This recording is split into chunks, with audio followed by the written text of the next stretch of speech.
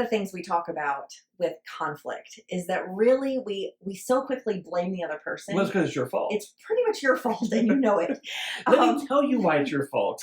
It is so easy for us to think about why the other person is doing it wrong. But what we actually teach is for you to take some time to figure out what's going on with you. Like figure out yourself. You want me to focus on me? Yes, please. It's so much easier to focus on her and what she's done wrong. I know, it's true. Mm-hmm. But there's so much value, and we want to share with you a few tips that we have found along the way here. One is to be self-aware, and we talk about being self-aware in the realm of knowing how you feel, knowing what's going on with you. And quite frankly, I don't have time for that. Do you have time for that? I never have time for self-awareness. No. It's critical, and we don't take enough time for it. No. It's actually the first part of 4 steps in emotional intelligence, and we have other courses on that. But we love helping people become more aware. Take the time to really understand what's going on with you. If you rush past that, I think you've missed something big. And so when we start talking about being self-aware, one of the things that I really start thinking about is the term HALSTED. And it's an acronym, but it stands for hungry, angry, lonely, stressed, tired, and depressed. Mm-hmm. Okay, and a lot of times in addiction language we talk about this because the HALSTED is oftentimes what triggers people into doing negative things.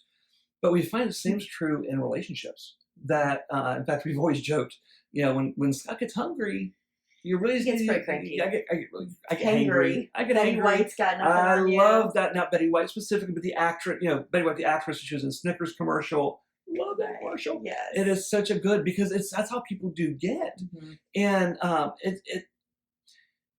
so we get mad at somebody else even though they've done nothing wrong, and so I remember more often than I would like that I would come home from work and maybe it was just a really long, annoying day, and for whatever reason, I walk in and Abigail will be like, "Yay, dinner's ready." What? I don't have 5 minutes to sit down.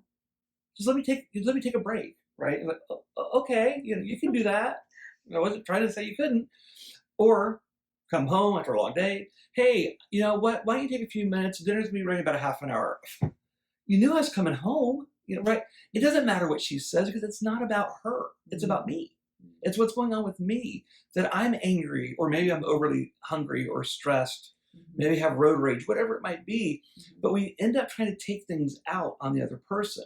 That's why self-awareness is so important. If you don't do this, you're going to get into fights that you're going to look back and go, I don't even know why I was mad. The person like, you need a ho-ho. You need a Twinkie. No, some protein. That's true. Sugar. That's right. You need yogurt. And there's so many variances of feeling words. There are lighter ones, medium ones, more intense ones. Identifying how you feel can also be a great way to communicate with others. We'll talk about that later, I'm sure. But when you identify how you feel, irritated is really different than exasperated. Should I just say I'm mad? No. But okay, how about I'm just sad? 5-year-olds do learn some really awesome words. It's amazing how slow we are in our stating emotional words. A little bit stunted, for sure. We believe in you taking some time to process, and we use what's called the 3 Ps. The first is to pause, and the second is to process, and then you can plan out what you want to say. So let's unpack that a little bit for you because it's really helpful. So the first thing, pause. What that means is you don't engage. But I want to. There are some people going, yes, thank you. Everyone's supposed to talk right away. And because your personality type is you don't want to engage. Now, we're not saying never engage. We're saying pause.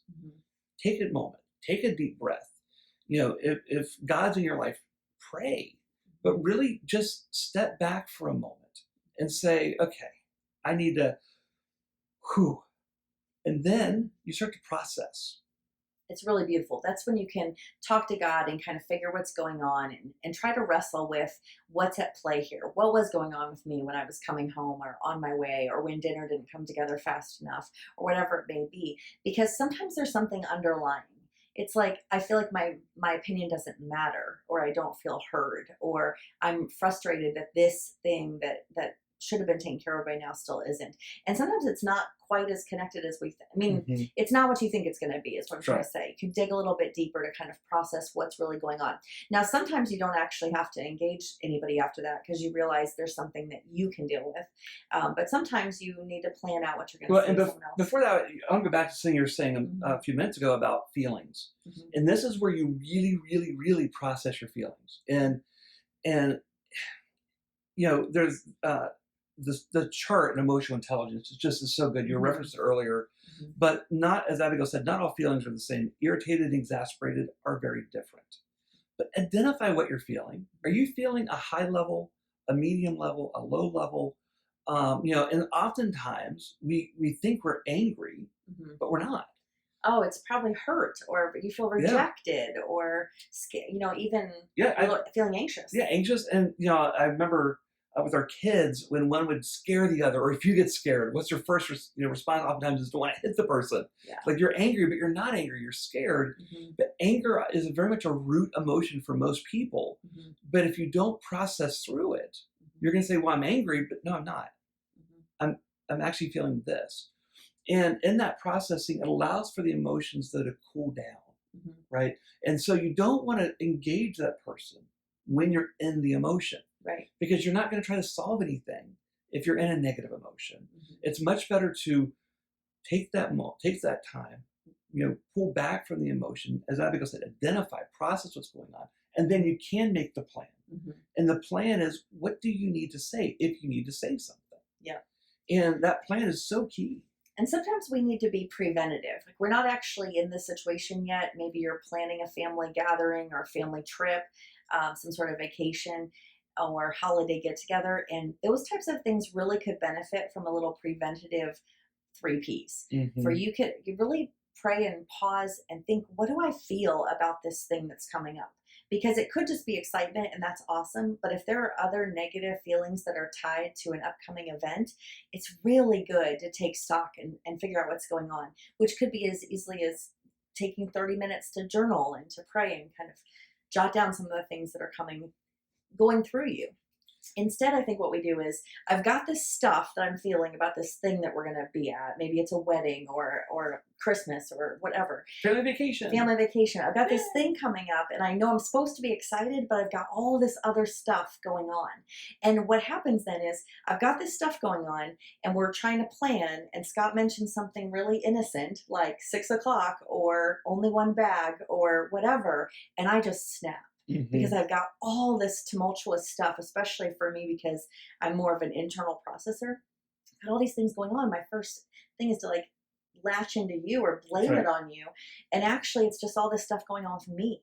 So you can see, I hope, how wise it is for us to take stock of these types of things. Well, and when planning an event, right, and you've done the event before, especially if it didn't go well, Oh, or even what you did got go all that well, baggage of you've last got to be time. able to be willing to process the baggage because Mhm. otherwise you're going to step on a landmine. Mhm. And or that your spouse will, or your family will, or whoever will, Mhm. and you need to be able to say, okay, what was it that happened last time? Mhm. Because like we call those hot stove issues. You don't want to go back and touch it again because it hurt, but you end up touching it again because you don't realize what happened. And it's in the same thing. And I remember I could any number, but one of the things I remember going on vacation when we first got married. Mhm.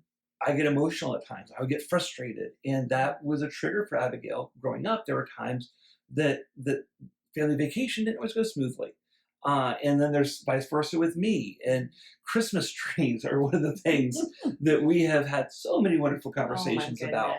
goodness. And so it has nothing to do with her, right? It Mhm. had nothing to do with me. But if she steps on that landmine, Mhm. there's this big explosion that she doesn't even know what happened. She's going to get frustrated and angry and go, "Well, I'm not touching that until it Mhm. happens again." And that's where that going back, but also looking at what did work. Mhm. I think that's something we don't always look at either. Say, what worked well with this? Mhm. We found that Abigail making lists, which I never make lists. That's not my personality. That's not my family of origin. That's nothing about my life experience. None of it. And I didn't respect the list. I now It's respect the true. He list. didn't respect us. I was going to say, can I get that recorded? But N- you're already I am recording it. Yes. But if she Respect the expected list. me to want to make a list Yeah. or to follow the list, Mhm. that's not going to work as well because my makeup, all that stuff I just talked about, I don't I don't think in lists that way, Mhm. but she does. And so that's where leveraging each other's strengths also can be beneficial. So take some time to identify what's going on with you because that's the starting place.